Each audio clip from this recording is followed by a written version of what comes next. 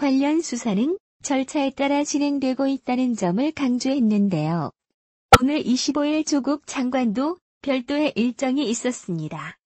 두 번째 검사와의 대화를 진행하는 등 연일 검찰개혁 행보에 박차를 가했습니다. 조 장관과 윤 총장의 공개 행보 최반장 발제에서 자세히 짚어보겠습니다. 공자가 이런 말을 했었죠. 군군신 신부부자자, 임금은 임금다워야 하고 신하는 신하다워야 한다고 말이죠. 저희 다정에도 국국반반 국장은 국장답고 반장은 반장다움을 잘 따르고 있습니다. 그리고 지금 검찰총장과 법무부 장관을 향해 민주당은 이른바 검검장장 하면 된다는 점을 줄곧 강조해 왔습니다. 이인영 더불어민주당 원내대표, 지난 9일 검찰은 수사하고 장관은 검찰을 개혁하면 됩니다. 즉 검찰은 검찰답고 장관은 장관다운 일을 하면 됩니다. 그런 점에서 윤석열 검찰총장과 조국 법무장관은 검검장장을 잘 따르고 있습니다. 먼저 검찰은 장관 가족을 둘러싼 각종 의혹에 대해 수사를 진행 중이죠. 장관 자녀에 대한 소환 조사를 진행했고 또 장관 자택에 대해서도 압수수색을 벌였습니다. 장관과 관련한 수사가 본격화된 이후 출퇴근길 언론 노출은 물론이고 공개 행보를 자제해왔던 윤석열 검찰총장이 오늘 처음으로 공식 석상의 모습을 보였습니다. 윤석열 검찰총장 이번 검찰 수사에는 차질이 없나요? 언제쯤 마무리될 예정인가요? 오늘 마약류 퇴치를 위한 국제협력회의니까 외부 손님들도 많이 오시고 하니까 많은 관심을 부탁드리겠습니다. 수사는 절차에 따라 진행되고 있습니다. 일각에서 제기된 정치적인 수사다, 의도적인 망신 주기다는 지적에 대해 원칙대로 진행 중이라는 것을 강조한 것으로 풀이됩니다. 그리고 조국 장관은 검찰개혁 행보를 이어가고 있죠. 두 번째 검사와의 대화를 위해 대전지검 천안지청을 방문했습니다. 조 장관은 형사, 공판부 검사들과 검찰 직원들의 의견을 청취하고 바로 사항을 조사해 정책에 반영하겠다고 밝혔는데요. 천안지청을 선택한 이유에 대해서는 이렇게 설명했습니다. 조국 법무부 장관, 고 이상돈 검사가 근무하다가 순직한 곳입니다. 단 한 건의 미제 사건만 남기고 그렇게 할 정도로 열심히 일을 하다가 순직한 것으로 알고 있습니다. 이렇게 전국에서 이상돈 검사와 같이 묵묵히 일하는 형사, 공판부 검사들의 상황이 어떠한지 듣기 위해서 왔습니다. 천안지청은 아침 일찍부터 소란스러웠는데요. 조국 수호를 외치는 지지자들과 사퇴를 촉구하는 보수정당 측 관계자와 지지자들이 도로 하나를 사이에 두고 설전을 주고받으며 신경전을 벌였습니다. 검찰과 장관 측 공방전 본격화되고 있죠. 동양대 총장 명예 표창장을 위조한 혐의로 재판에 넘겨진 정경심 교수 측이 재판 절차가 시작됐으니 수사 기록을 열람하고 복사해 줄 것을 요구했지만 검찰은 거부했습니다. 관련 수사가 진행 중이기 때문에 관련법에 따라 거부할 수 있고 수사 정보가 유출되면 수사에 방해가 될 수 있다는 이유에서입니다. 이렇게 장관과 검찰의 불편한 동거, 두 사람을 임명한 문재인 대통령이 이런 그림을 그리지는 않았을 것입니다. 대통령과 여당은 두 사람 모두 검찰개혁의 적임자라고 했죠. 다만 민주당도 윤석열 검찰총장에 대해 우려가 없었던 것은 아닙니다. 이인영 더불어민주당 원내대표 6월 19일 경우에 따라서는 윤석열 후보자가 가진 그 칼날은 양면적이다. 이런 이야기도 합니다.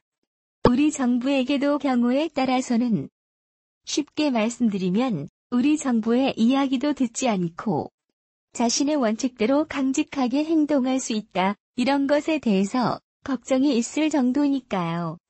솔직히 검찰총장으로 윤석열만한 사람이 없다 될 만한 사람이 됐다며 호평을 아끼지 않았죠.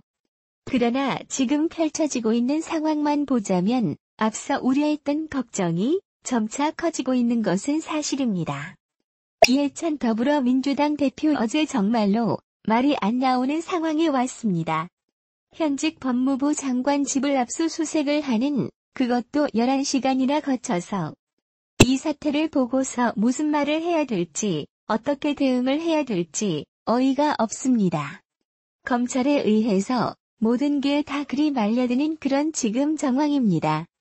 이날 의원총회에서는 검찰 수사가 과도하다, 정치적인 모습을 보이고 있다는 성토가 쏟아졌는데요.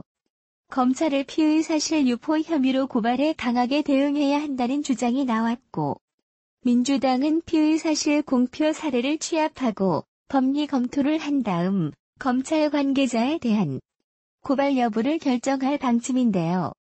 이를 두고 야당은 블랙 코미디가 따로 없다고 지적합니다. 나경원 자유한국당 원내대표 김경수 유죄 판결 판서를 적회몰이 하더니 이번에는 검찰을 고발하겠다고 합니다. 머지않아 윤석열 총장 퇴진을 공공연히 외칠 여당입니다. 여당의 밀실 조국 구하기는 완전히 이성을 상실했습니다. 민주당 내에서도 대통령이 임명한 검찰을 고발한다는 건 집권 여당이길 포기하는 것. 말도 안 되는 소리라는 우려 섞인 목소리가 나오기도 했죠. 다만 민주당은 피의 사실을 유포한 검사 개인을 고발하겠다는 것이지 검찰을 고발하는 것이 아니라며 당과 검찰의 대립이 아니라는 점을 강조했습니다. 전공이 형법인 조국 교수, 현 법무부 장관은 서울대 법학대학원 학생들에게 정범과 교사범, 종범, 방조범 그리고 공동정범의 개념을 가르쳤을 것입니다. 범죄를 직접 행위한 사람이 정범이라면 교사범은 시킨 사람입니다. 범죄를 행할 의사가 없던 사람에게 범죄를 부추겨서 범죄를 저지르게 한 사람입니다.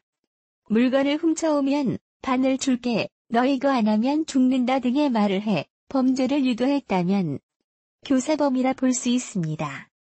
교사범은 정범과 같이 처벌합니다. 그런데 방조범 혹은 종범은 좀 다릅니다. 형법 32조의 규정이 나오는데요.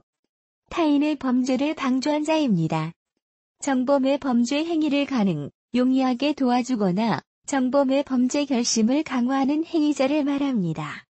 범죄에 대한 조언, 격려, 정보 제공, 범행 도구 대여, 범죄 장소 제공 등의 경우 방조범으로 처벌받게 되는데 형량은 정범보다는 감경하게 돼 있습니다. 범죄 시 망을 봐준다든지, 범행 도구인 칼을 빌려준다든지, 도박 자금을 빌려준다든지, 혹은 범행을 포기하려는 정범을 격려해 범행에 이르게 하는 사람은 방조범 종범이라 할 수 있죠. 공동정범이란 2인 이상 함께 죄를 저지른 것인데 각자를 그 죄의 정범으로 처벌합니다. 언론 보도들에 의하면 지난 23일 조국 장관의 서울 방배동 자택을 압수수색한 검찰은 조 장관이 아내 정경심 57 동양대 교수의 증거인멸 시도에 가담했거나 이를 방조했을 가능성에 주목하고 있는 것으로 전해졌습니다. 보도를 보면 검찰은 조 장관 일가의 자산관리인이던 증권사 직원 김모 씨가 정경심 교수를 도와 경북 양주 동양대 연구실에서 PC를 외부로 반출한 증거인멸 정황을 포착했다고 합니다. 또 김 씨가 정 교수 부탁을 받고 방배동 자택 PC에 하드디스크를 새로 구입해 교체해 주었다고 합니다.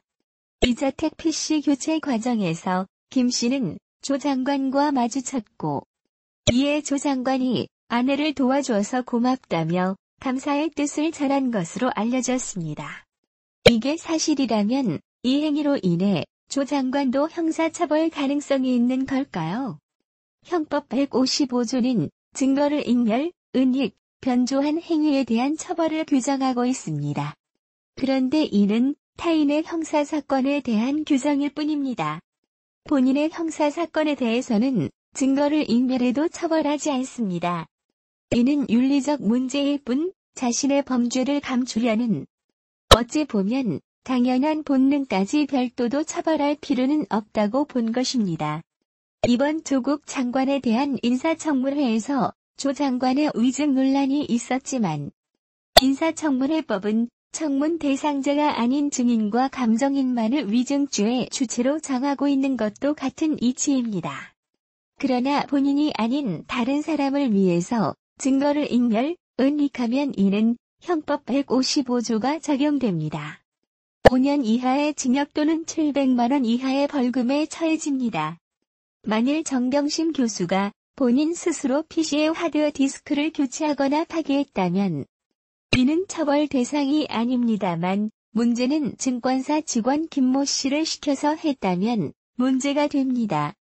그 경우 증권회사 김모 씨는 증거인멸죄가 성립하고 이를 시킨 정경심 교수는 증거인멸교사죄로 처벌된다는 것이 판례입니다.